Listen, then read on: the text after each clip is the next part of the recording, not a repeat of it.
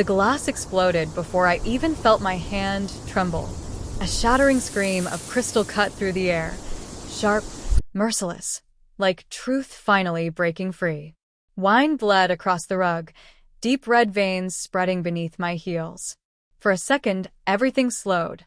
My breath, my heartbeat, my ability to pretend. David stood in the doorway, his face pale, his jaw pulsing like it was wired to an electric current. His eyes, those calm blue eyes I once trusted, were now 2 points of pure cortisol. Predatory stillness. Controlled rage. And I realized, in that frozen second, that my body already knew I was in danger before my mind caught up.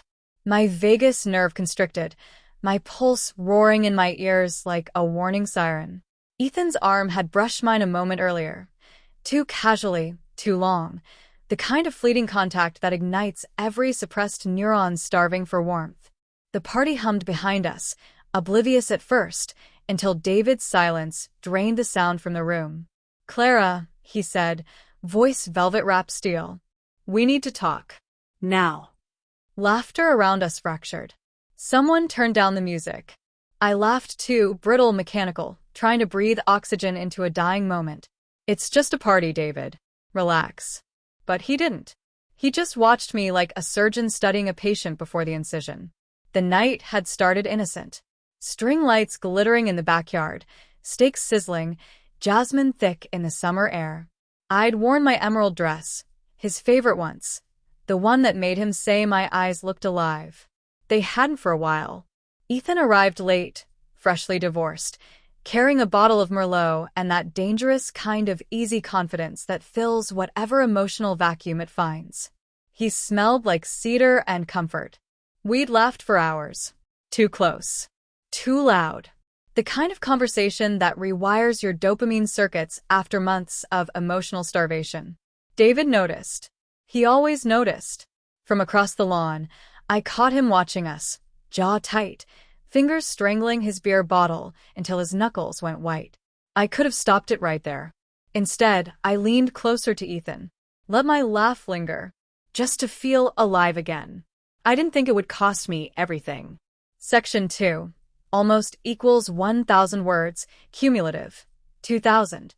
By midnight, the guests had gone. The house smelled of smoke and perfume and secrets. Ethan stayed to help clean up. Harmless, I told myself, but my nervous system disagreed. The air had changed density.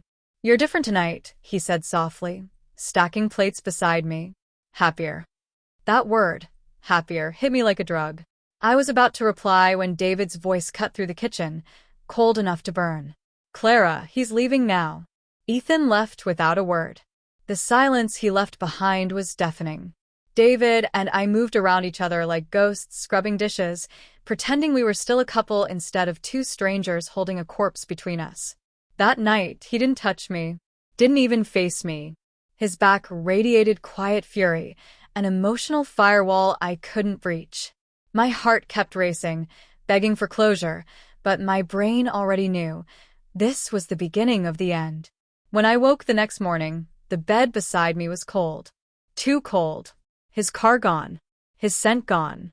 But on the counter, a note. "I know what I saw. I'm done." The words detonated in my chest. Adrenaline, denial, panic. All fighting for dominance. I called. No answer. Texted. Nothing. The house echoed with the kind of silence that bruises you.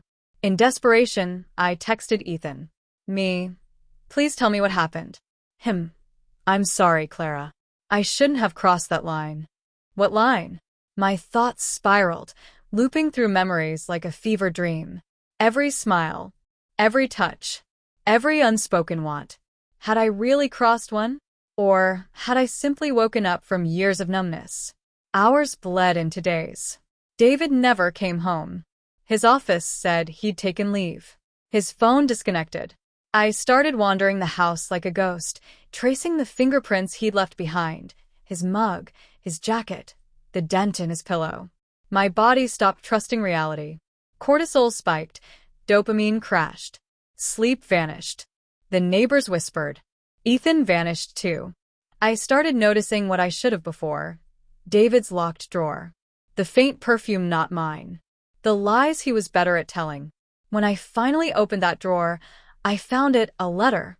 My name on the front, written in his perfect handwriting. I saw you with him, Clara. But you didn't see me. I've been trying to fix us, to be enough, but I can't anymore. I'm sorry for what I did. You'll understand soon. The paper trembled in my hand. What I did. The words bled into panic.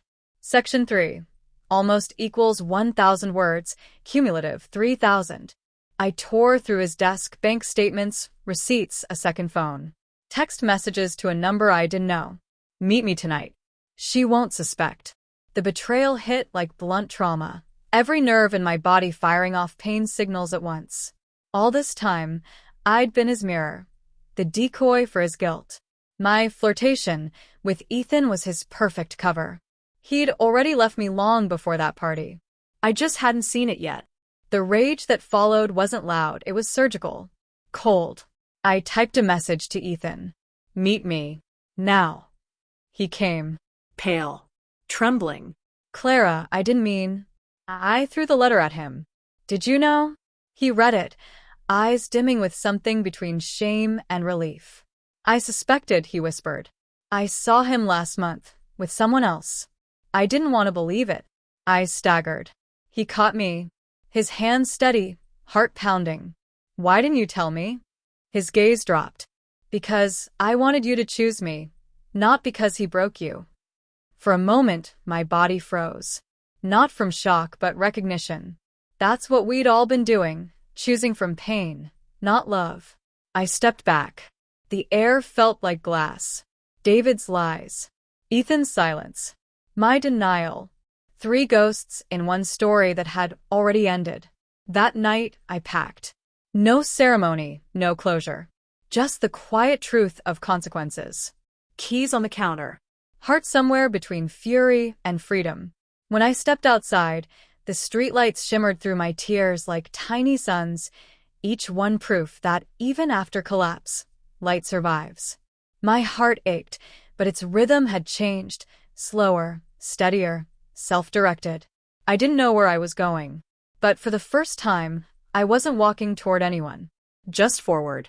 Thanks for watching, and don't forget to subscribe for more stories like this.